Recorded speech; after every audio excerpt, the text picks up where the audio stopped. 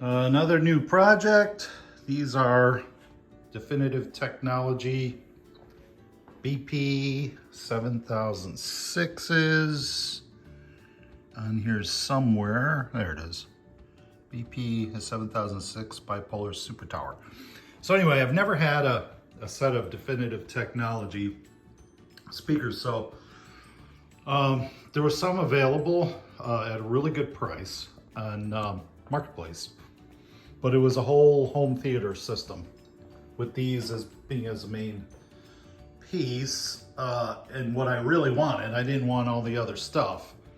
But anyway, so it came as a set.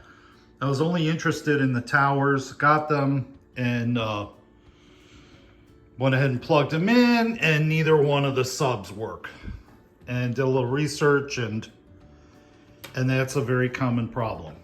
So I went ahead and I let the person know, and they just said, well, just keep the whole thing because it really wasn't usable.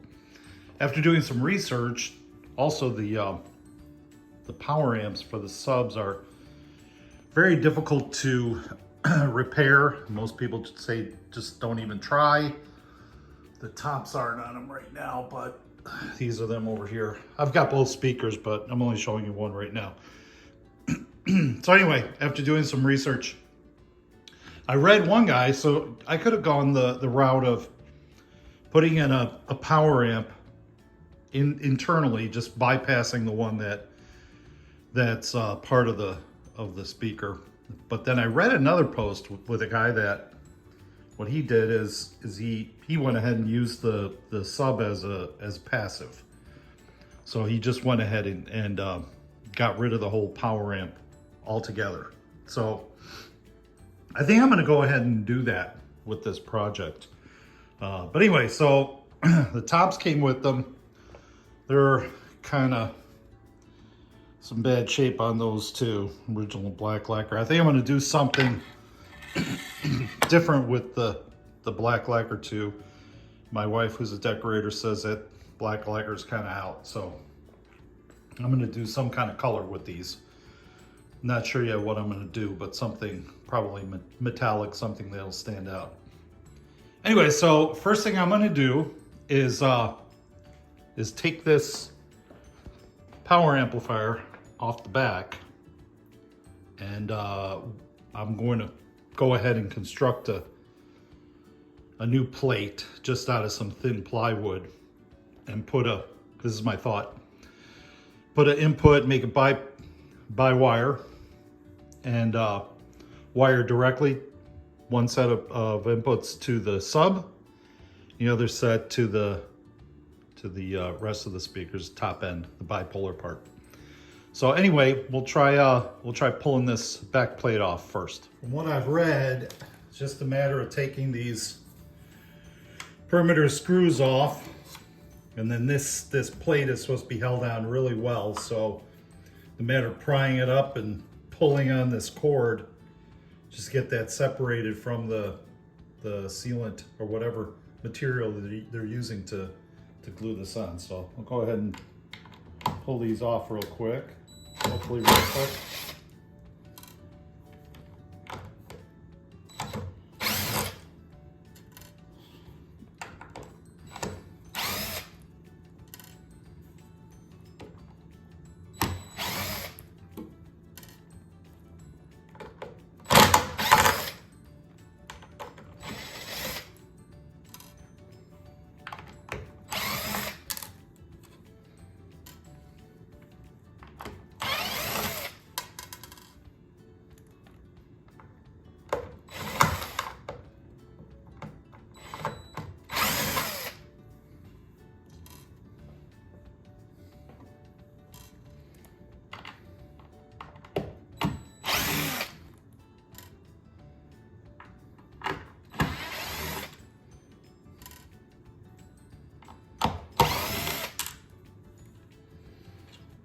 Okay, so those are off. Now I'm going to use a very sophisticated technique. My wife's not very happy about me using her utensils, but they slide in here probably the best into these grooves.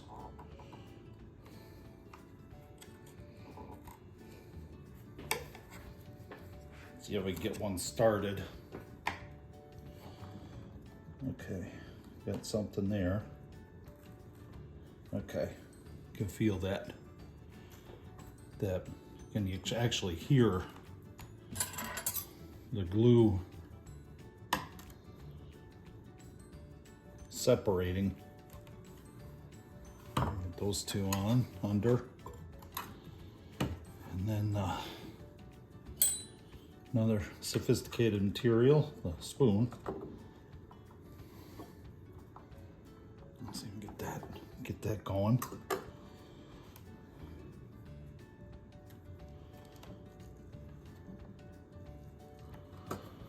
Okay.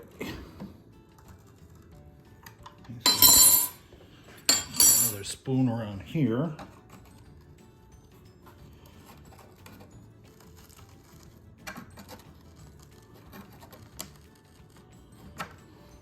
Get around here or on the other side.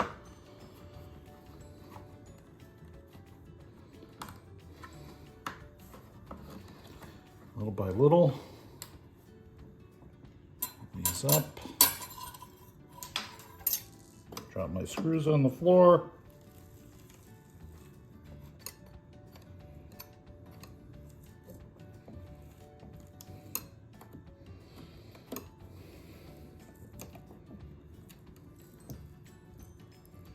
Okay.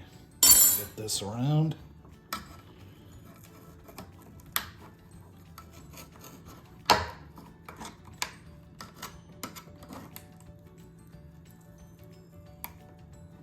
That releasing whatever they used with this. I don't really care what happens to this, because I'm probably just gonna trash these old power amps. I might see a good friend of mine wants to work on this kind of stuff. Maybe he'll take them.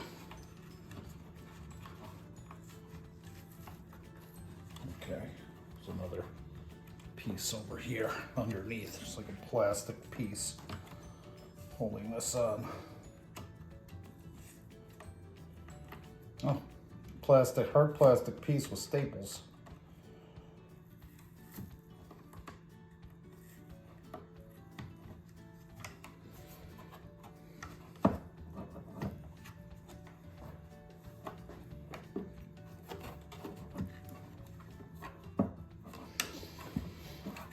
Some more spoons underneath here.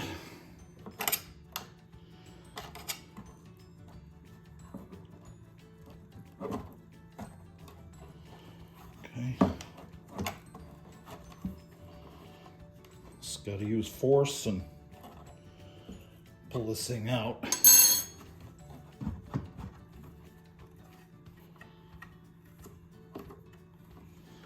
Try to get this seal left in place.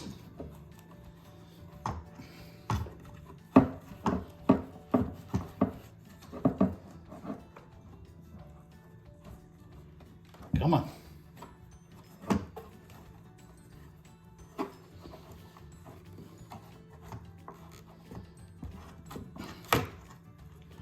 Okay, it's coming now.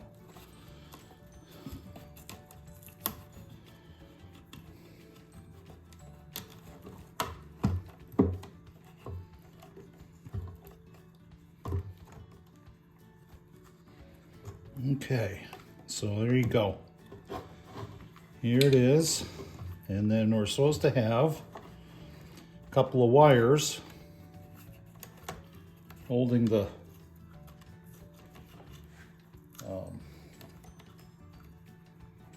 holding in place. One wire goes to the sub from the power amp, and the other one goes up to the bipolar speaker, which has its own crossover.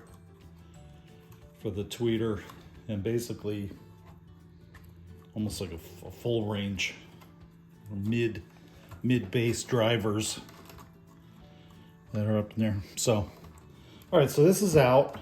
Let me see, I'll kind of fool around and see where our connections are. Let's see, maybe this will come off now.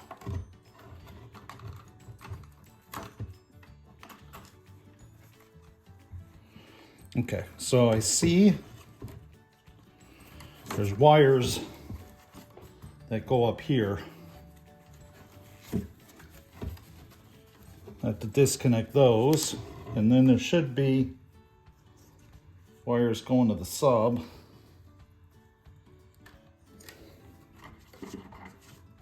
Look at that, they're cut off. How about that? Somebody had worked on this already. So I've got two wires inside there that look like they probably has gone to the sub, but I'll bet this guy had either he worked on it or somebody worked on it to try and get this sub working again, or maybe they just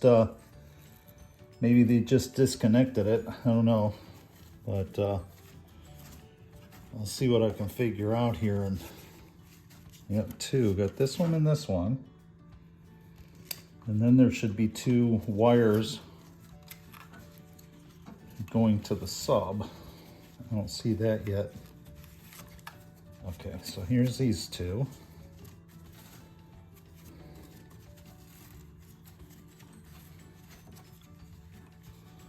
That's this one and this one.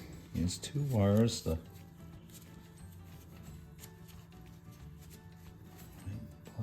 All right, so I will go ahead and figure this out and get this disconnected, and should leave us with two wires going up to the speaker, the crossover for the upper part, the bipolar part, and two wires going to the sub.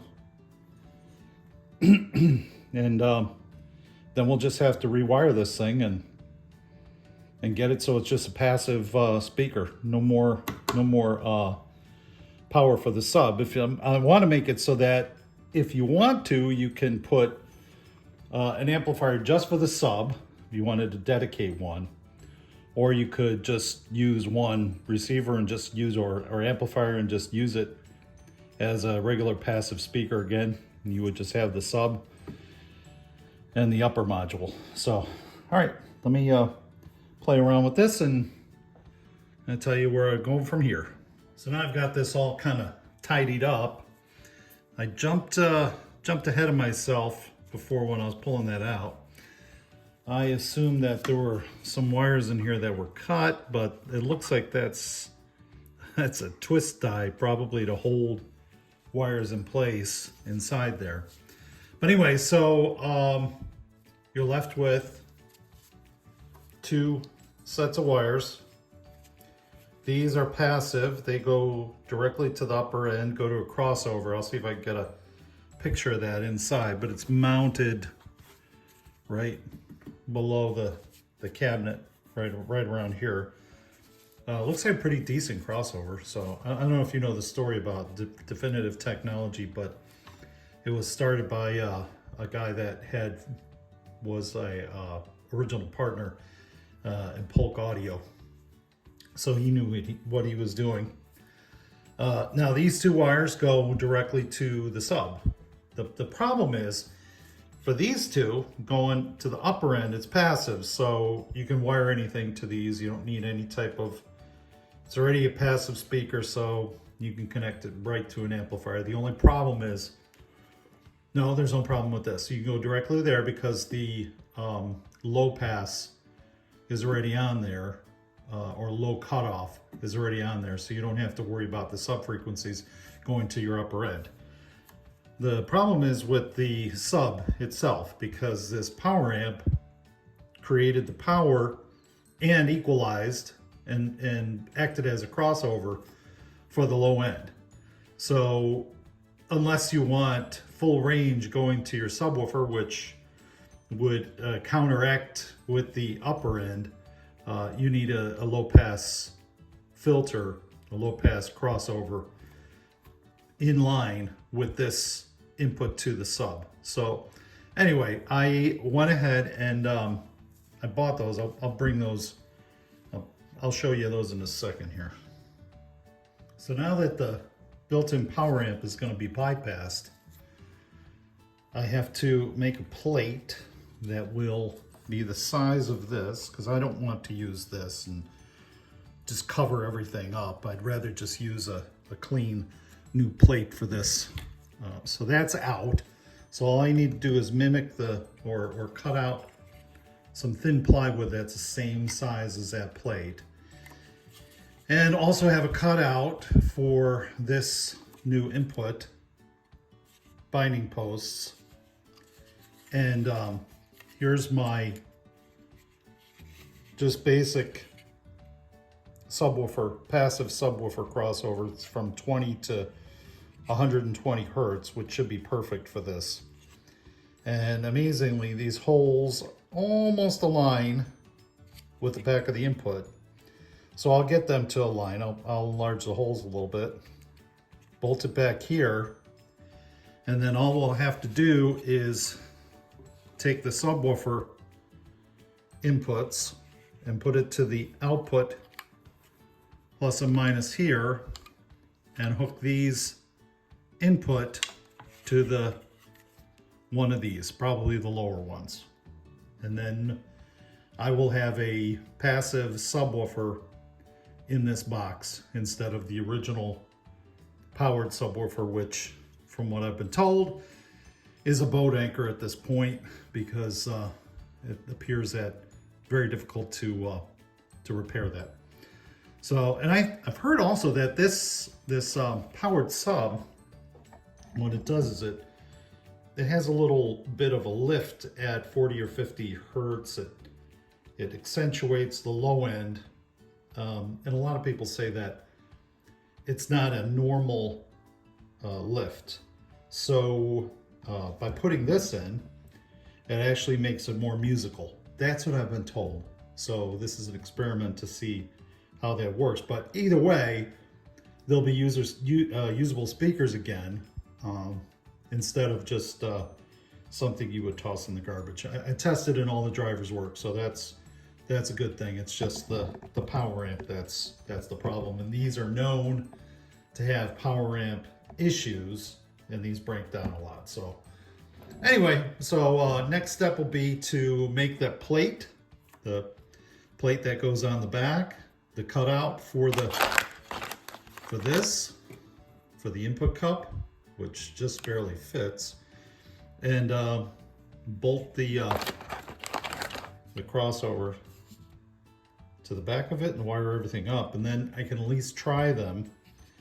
And then the last step will be any type of fixing that needs to be happen that, you know, like here there's some fabric that is ripped, and those top pieces going to go ahead and redo those. So these will be completely different speakers. You know, thanks to Definitive Technology, they'll be on the road to recovery soon.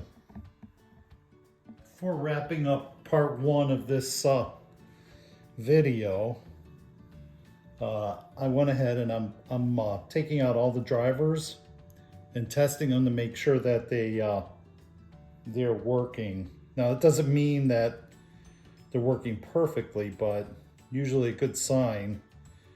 If you hook up a piece of wire, positive, negative, just hook it up to a battery, and you hear sound like that, that sounds pretty normal. At least it puts something through the driver to make sure that the coil's not broken or seized up. So that'll give you a good idea whether it's working or not. So I'm gonna wrap this part up, and we'll go ahead and make a different video with the remaining projects associated with this. Thanks for watching.